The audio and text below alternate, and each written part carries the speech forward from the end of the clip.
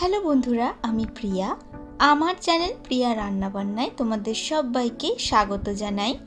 আজকে আমার রেসিপি পাউরুটির ল্যাংচা। ল্যাংচা তো আমরা দোকান থেকে কিনে খাই, আজকে তোমাদের সঙ্গে শেয়ার করব পাউরুটির ল্যাংচা। বাড়িতে থাকা সামান্য উপকরণের রেসিপিটি তৈরি হয়ে যায় আর সময় লাগে খুবই কম। চলো তাহলে আজকে আমার রেসিপিটি শুরু করা যাক। প্রথমেই গ্যাসে একটা কড়াই বসিয়ে 1 বাটি পরিমাণে চিনি দিয়ে ওই বাটি মেপেই 2 বাটি পরিমাণে জল দিয়ে দিলাম। দেব দুটো এলাচ, এলাচটা একটু ফাটিয়ে দিয়েছি। এবার গ্যাসের ফ্লেমটা হাইতে রেখে চিনি শিরাটা তৈরি করে নেব।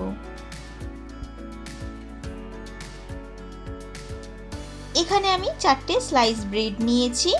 ব্রেডগুলো একসঙ্গে করে ব্রেডের যে চারিপাশে ব্রাউন অংশটা সেটাকে একটা ছুরির সাহায্যে কেটে বাদ দিয়ে নেব। তোমরা চাইলে ব্রেডের এই ব্রাউন অংশটা রাখতে পারো, কিন্তু ফেলে দিলে কি হয়, ব্যাপারটা একটু স্মুদি হয়, আর ফেলে না দিলে একটু শক্ত শক্ত থাকে, এই আর কি। তারপরে হাতের সাহায্যে একটু গুঁড়ো করে নেব রুটিগুলো।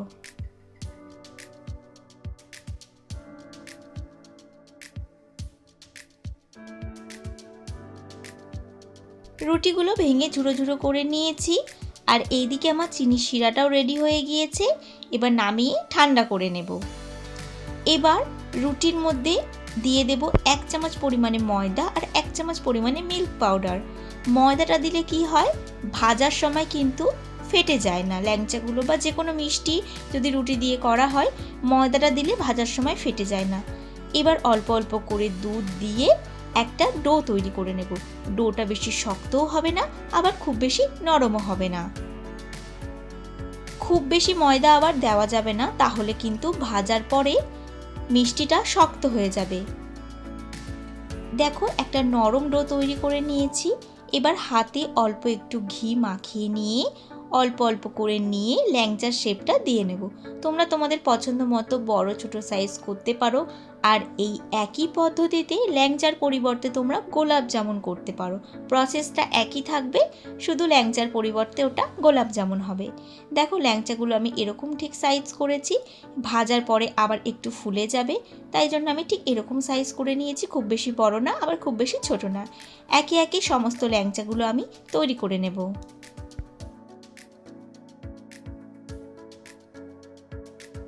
ল্যাংচাগুলো আমার রেডি হয়ে গেছে। এখানে আমার টোটাল 9 পিস ল্যাংচা হয়েছে। এবার গ্যাসে আরও একটা কড়াই বসিয়ে দিয়ে দিলাম বেশ কিছুটা পরিমাণে রিফাইন্ড অয়েল। তেল কিন্তু খুব বেশি গরম করা যাবে না, হালকা গরম হলে মিডিয়াম টু লো ফ্লেমে একে একে ল্যাংচাগুলো দিয়ে ভেজে নিতে হবে। হাই ফ্লেমে দিয়ে কখনোই ভাজা যাবে না, তাহলে ল্যাংচাগুলো পুড়ে যাবে। মিডিয়াম টু লো ফ্লেমে হালকা আঁচে ল্যাংচাগুলো ভাজতে হবে। আর তেল কিন্তু মিডিয়াম গরম হওয়ার পরেই কিন্তু ল্যাংচাগুলো দিতে হবে।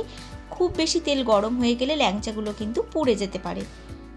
এবার ল্যাংচাগুলো উল্টে পাল্টে বেশ মুচমুচে করে ভেজে নিতে হবে। দেখো, ল্যাংচাগুলো কিন্তু বেশ লাল লাল করে ভেজে নেওয়া হয়ে গেছে। আর প্রত্যেকটা ল্যাংচা দেখো পারফেক্টভাবে রয়েছে, একটা ল্যাংচাও কিন্তু ভেঙে যায়নি। এবার একে একে ল্যাংচাগুলো তুলে চিনি শিরার মধ্যে দিয়ে দেব।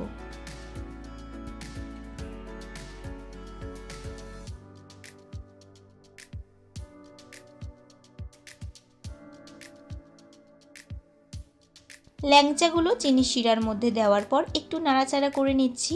আর বাকি যে ল্যাংচাগুলো আছে একইভাবে ভেজে নেব। সমস্ত ল্যাংচা একসঙ্গে দিয়ে ভাজলাম না, তাহলে ভাজতে একটু অসুবিধা হতো, তাই অল্প অল্প করে নিয়ে ভেজে নিলাম। এই ল্যাংচাগুলোই একই পদ্ধতিতে আমি ভেজে নেব।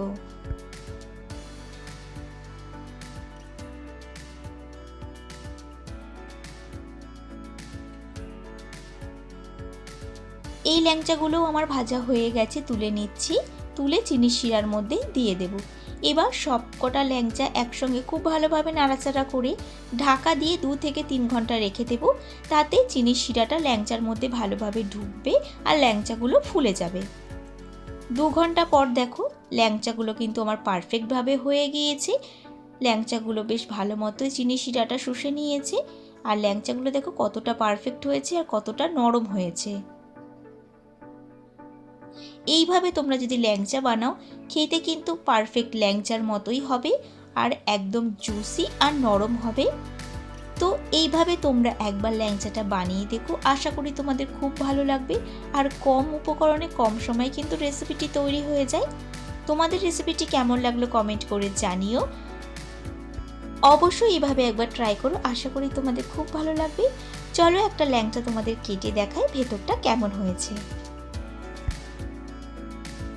দেখো ল্যাংচার ভেতরটা কিন্তু পারফেক্ট ল্যাংচার মতোই দেখতে হয়েছে, আর কতটা নরম হয়েছে দেখো।